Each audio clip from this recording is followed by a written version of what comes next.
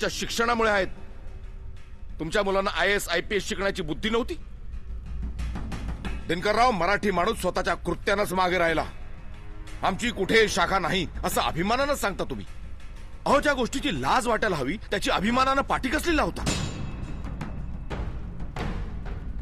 दिनकरराव, मराठी माणसालाच मान नाही कारण तुम्ही ती स्थिती स्वतःवर ओढावून घेतलीत. ठेविले अनंते तैसेची राहावे या वृत्तीमुळे तुम्ही तुमचा भविष्यकाळच कापून काढलाय. त्याच्या नाकर्तेपणाचा दोष परप्रांतीयांवर लादू नका. जागे व्हा आणि पुन्हा आपल्या धमण्यात खेळवा मर्द मराठ्यांचं सळसळतं रक्त.